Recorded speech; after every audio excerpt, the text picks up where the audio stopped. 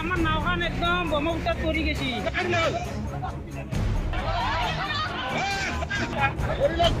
মহাবাহুৰ বুকুত শোকাবহ নাও দুৰ্ঘটনা ব্ৰহ্মপুত্ৰত বুৰিল ব্ৰহ্মপুত্ৰ।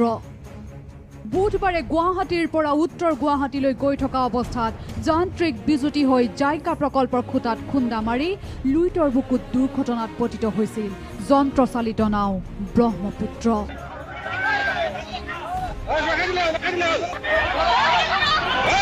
এই ভয়াবহ দুৰ্ঘটনাত কৰুণ মৃত্যুক সাৱটি ল'লে মেধাৱী ছাত্ৰী অংকিতা বৰুৱা, ডিম্পী দাস আৰু কমল দাসে। এই নাওখনত থকা ৰাহুল আলী আৰু কমল ৰজক নামৰ যুৱক দুজন এতিয়াও সন্ধানহীন। 40জনকৈ যাত্ৰী আছিল এই যন্ত্ৰচালিত নাও ব্ৰহ্মপুত্ৰত। কেইবাগৰাকীও লোকক জীৱনতে উদ্ধাৰ কৰাৰ পৰিৱৰ্তে বহু লোকে নিজেই সাঁতুৰি নিজৰ জীৱন ৰক্ষা কৰিলে। সন্ধানহীন হোৱাৰ খবৰ নাহিলেও এই নাওখনত গুৱাহাটীৰ বাহিৰৰ হয়তো আন বহু লোক থাকিব পাৰে আৰু যাৰ বাবে এতিয়াও এইদৰেই লুইতৰ বুকুত চলি আছে উদ্ধাৰ অভিযান।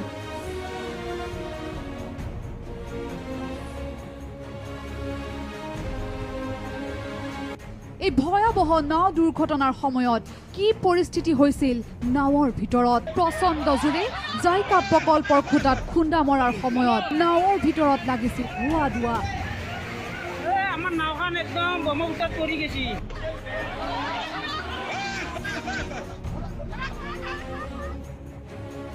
সেই সময়ত কেৱল নিজৰ প্ৰাণ ৰক্ষাৰ চেষ্টা চলাইছিল প্ৰতিগৰাকী যাত্ৰীয়ে।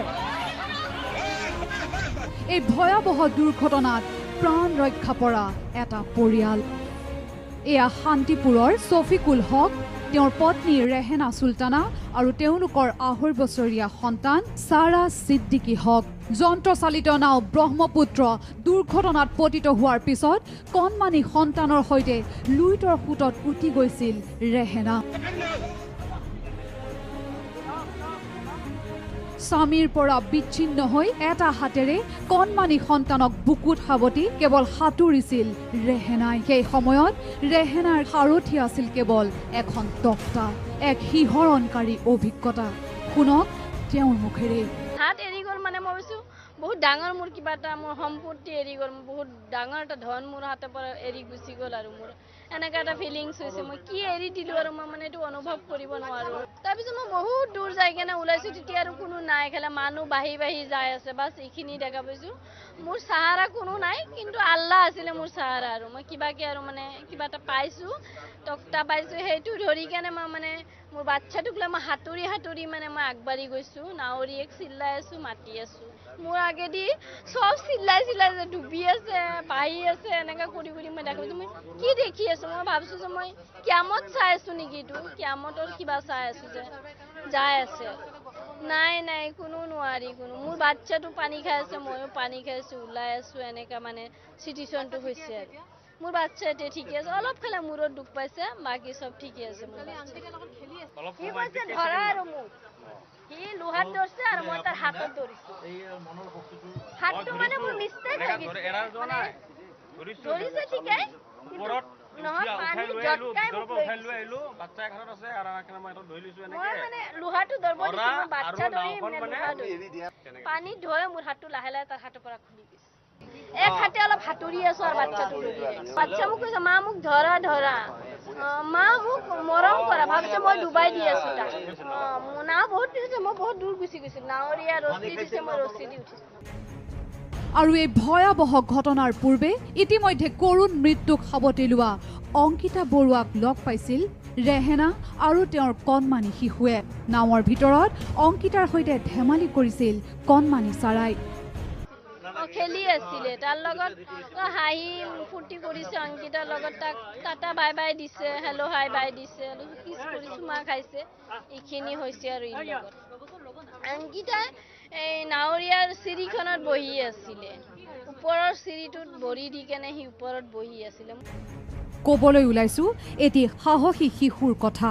নিজৰ জীৱনকো তুচ্ছ কৰি সাঁতুৰি সাঁতুৰি এই ভয়ানক দুৰ্ঘটনাৰ পৰা নিজ মাতৃ আৰু পেহীয়েকৰ প্ৰাণ ৰক্ষা কৰা এটি শিশু। নাম কমল কৃষ্ণ দাস, বয়স মাত্ৰ 11 বছৰ। দুৰ্ঘটনাৰ পিছত সাঁতুৰি পাৰ পাইছিলগৈ কমল, কিন্তু পাৰলৈ গৈ গম পালে কমলৰ মাতৃ বিচ্ছিন্ন হৈছে তাৰ পৰা। কোনো চিন্তাই নকৰিলে। পুনৰবাৰ সাঁতুৰি গৈ কমলে এইবাৰ উদ্ধাৰ কৰিলে মাতৃক পাৰত থৈ পুনৰ এইবাৰ কমলে সন্ধান চলালে পেহীয়েকক উদ্ধাৰ কৰিবলৈ। পুনৰবাৰ সাঁতুৰি এইদৰে পেহীয়েকৰো জীৱন ৰক্ষা কৰিলে 6ষ্ঠ শ্ৰেণীৰ ছাত্ৰ কমল কৃষ্ণ দাসে। আমি চবেই এতিয়া নাৱত এতিয়া ৱাটাৰ ছাপ্লাই বৰ্ডটো এতিয়া পাইছিল। এতিয়া নাওখনে থেকেৰা খাই গ'ল। থেকেৰা খাই যাওঁতে গোটেই মানুহে ওলাব চেষ্টা কৰোঁতে কিন্তু কেইটামান মানুহ নাৱৰ ভিতৰতে আছিল।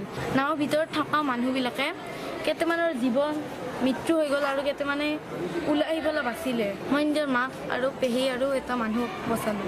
20-30 মিনিট সাঁতুৰি আছিলোঁ। মাক মানে তলত আছিল। মই মানে হাতখন পাইছিলোঁ। মাৰ হাতখন টানোতে মাৰ আহি গৈছোঁ। পিছত মানে পেহীক দেখা পাইছোঁ সাঁতুৰি থকা। পেহী মানে পাটনা এখন পাইছিল। পাটনা এখন পাইছে, পেহীকো সাঁতুৰি আনিলোঁ। তাৰ নিজৰ জোতাযোৰ হাতত লৈ আছিলে। হাতত জোতাযোৰ খুলি হাতত লৈ আছিল আৰু এখন হাতেৰে সি এয়া কৰি আছিল, চুইমিং কৰি আছিল। মানে সি যেতিয়া নাৱত অৱস্থাটো বেয়া, মই তেতিয়াই তাক কৈছিলোঁ যে বাবু জোতাযোৰ খুলি লোৱা। জোতাযোৰ সি তেতিয়াই খুলি হাতত লৈ লৈছিলে। হাতত লৈ যেতিয়া নাওখনৰ এই দুৰ্ঘটনাটো ঘটিল, তেতিয়া আৰু তো ক'ব নোৱাৰোঁ। ময়ো এৰা খাই গৈছোঁ, সিও এৰা খাই গৈছে, চব এৰা খায়ে গৈছোঁ। পানীত ভাহি নাৱৰ ভিতৰৰ পৰা চব ওলাই গৈছে, নাওখন ভাঙি গৈছেতো। তেতিয়া মানুহবিলাক ইফাল সিফাল হৈ গ'ল, ক'ত কোনে গ'ল ক'ব নোৱাৰোঁ। সি কিন্তু মই তাক চিঞৰিছিলোঁ, বাবু তুমি চুইমিং কৰি থাকিবা। সি সেই হিচাপতে চুইমিং কৰি গৈ সি পাৰ লাগিছিল বোলে। পাৰ লাগি সি বোকাত লগা বুলি কৈছে আৰু প্ৰথম আহিয়েই কালি। তাৰপিছত আৰু বোকাত লাগি সি যেতিয়া আমাক দেখা নাই, সি উভতি গৈছে পাৰৰ পৰা। সেইখিনি জেগাতে আৰু পাহাৰৰ ছাইডত লাগি। তাৰপিছত সি উভতি আহি গৈছে, ওপৰত বোকাত ভৰি লাগিছে। মই বোকাত হেঁচা দি আকৌ আহিছোঁ, তোমাক দেখা নাই বিচাৰি আহিছোঁ। এনেকৈ বিচাৰি থাকোঁতে মই পানীত ঢপলাই আছোঁ তলত। তেতিয়া ঢপলাই থাকোঁতে সি মোৰ হাতত খাৰু পাত দেখি বোলে ভাবিছে মা হ'ব। তাৰপিছত আপোনালোকে কেনেকৈ আহিলে সেইখিনি ঠাইৰ পৰা? তাৰপিছত আমাক যেতিয়া ৰেজিঙত উঠাই এনেকৈ বচালে, সিও তেতিয়া লাষ্ট ষ্টেজ ৰেজিঙত ধৰি আছে, ময়ো ধৰিছোঁ, গোটেইবিলাক ধৰিছে। দলঙৰ যে ৰেজিংবিলাকত ধৰিছোঁ, তেতিয়া এইফালৰ পৰা সিপাৰৰ পৰা 3খন নাও তেতিয়া আহিছে। নাও 3খন নাৱৰীয়াকেইটা আমি চিনি পাওঁ। তেতিয়া আমি খুব জোৰত চিঞৰিছোঁ আৰু অলপ ওচৰ চপাই দিয়া। কিন্তু 5-6 মিনিটমান সময় সিহঁতে ওচৰ চপাব পৰা নাই, কাৰণ ধাৰ আছে, ধাৰে লৈ যায়। তাৰ কিছু সময় পিছত তাৰপিছত নাওখন খুব জোৰত আনি লগাই দিলে। পুলক আছিল আমাৰ নাৱৰীয়া, তেখেতে লগাই দিলে। মই কৈছোঁ কি তুমি যেনে তেনে আমাক নাৱত উঠোৱা, বাবুক উঠোৱা, মোক উঠোৱা, এনেকৈ ক'লোঁ আৰু চবকে উঠোৱা। তাৰপিছত তাক উঠালে, মোক উঠালে, পেহীয়েককো উঠালে এইখন নাৱতে। উঠাই আৰু 4জন মানুহ, মাইকী মানুহ ৰুদ্ৰেশ্বৰৰ এগৰাকী, তেখেতকো উঠালে।